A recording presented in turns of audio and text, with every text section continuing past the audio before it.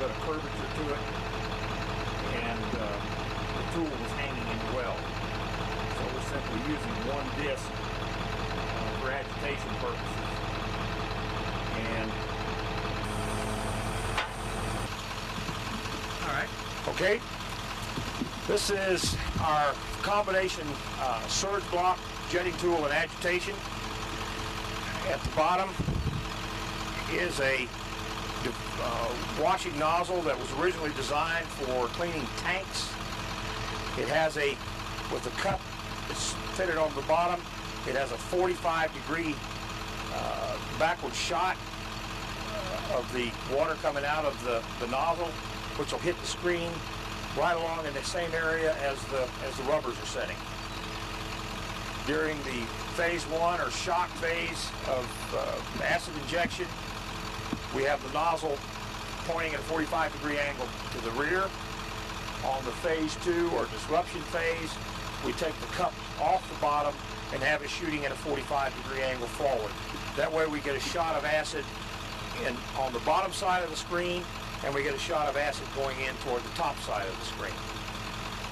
Once the acid has been delivered to the well during phase 1 and phase 2, the tool is tripped out of the well, the hoses are removed, the jetting tool is pulled off the bottom, and the block trips back into the hole and becomes a surge block.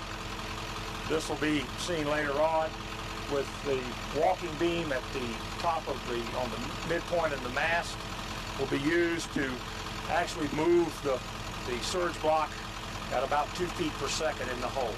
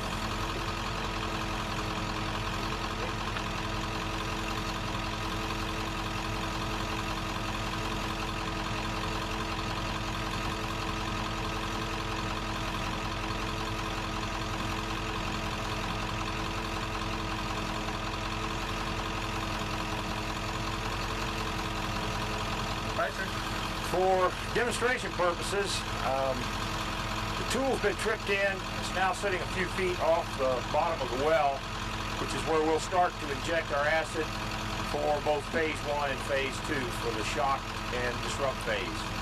The tool will be, as the acid and the heat go down the well, the tool will be slowly lowered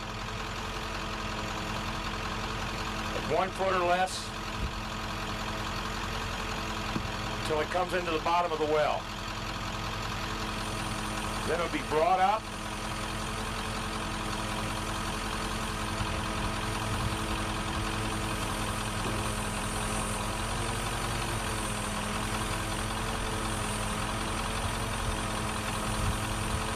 At about the same rate.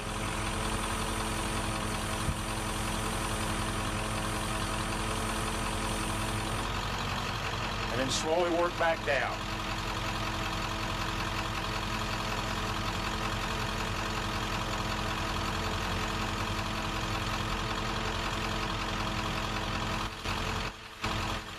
This will be done in 25 to 30 foot segments so that we evenly distribute the heat from the top to the bottom of the well, and then we go back in and surge block, which will be demonstrated later. Okay.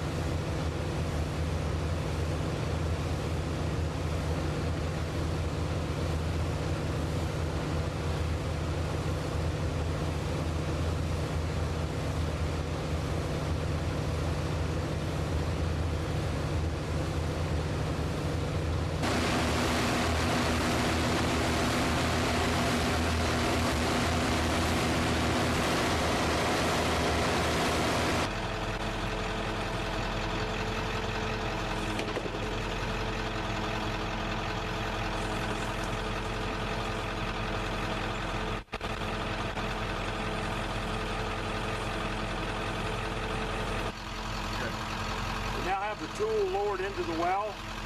The surge block is sitting at the top of the screen, approximately 2 feet below the top of the casing, where the screen and the casing come together. We'll now trip in the surge block at the top, which will raise and lower the screen, the block in the screen at 2 feet per second across the screen interval, and we'll begin to work down over the screen area until we can surge the entire screen for 4 hours.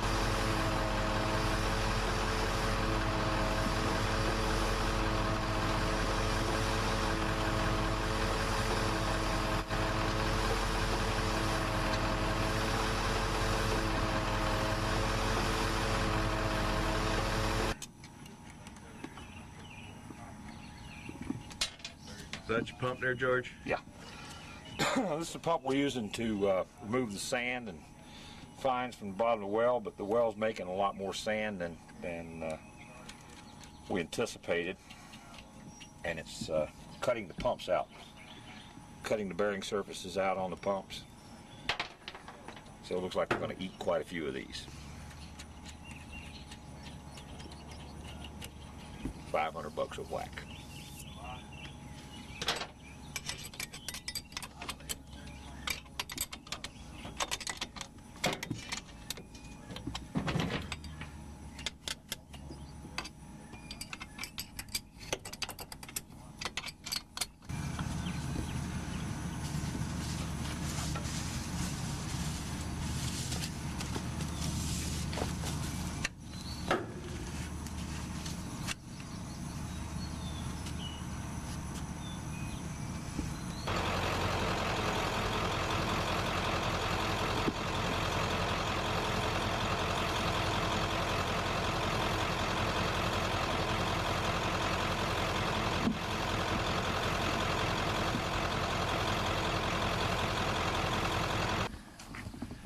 All right, George, most anytime you're ready.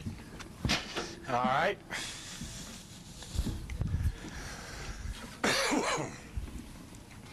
Have you got a picture of the compressor yet? Yeah, I don't think I do. Okay. Yeah, I'll have to go get one. The compressor of The BCHT treatment is what we call the dispersal phase, or shock, disrupt, disperse. The two acid additions have been in contact with the water in the formation for 24 plus hours. A pump on this particular step is lowered into the well, and an air line is lowered in over the top of it. 100 plus CFM of air will be pushed into the hole. The water will rise in the casing above the screen. Then the air will be shut off, and the water will fall back through the hole made by the air bubble, thus surging the well.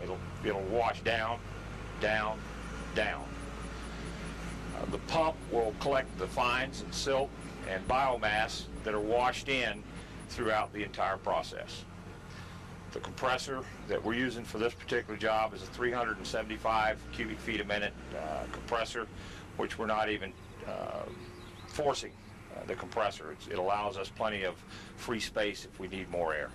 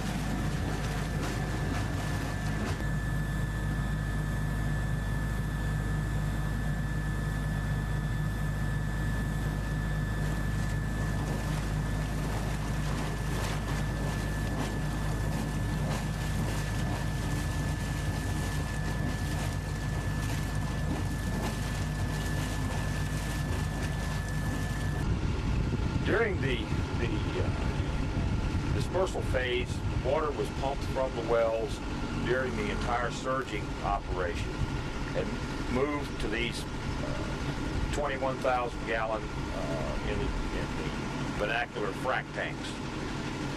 The tanks are to hold the water until it's been declared clean, or it's treated and then pumped to the local sewer plant. Throughout the dispersal phase, we usually pump somewhere in the neighborhood of 20 to 60,000 gallons of water. What follows that is a development phase, which appears to be required on just about all the wells that have become biofoul, whether it's due to incomplete development during the initial drilling or filling that has taken place over time due to the biological activity. The actual development of the wells can run anywhere from 1 day to a week or more. This is a factor that's usually left out in most proposals. These tanks are the frac tanks that are holding the water that was removed from the wells, and in most cases is considered contaminated. The system behind me is a GAC, granular activated carbon system, with a lead-in bag filter to catch particulate. Water comes from the tanks through a pump into the bag filter. Bag filter catches the big pieces, the silt, sand, trash, whatever, goes through a primary, secondary, tertiary GAC, then goes through there out to the sewer system to be treated by the local sewer plant.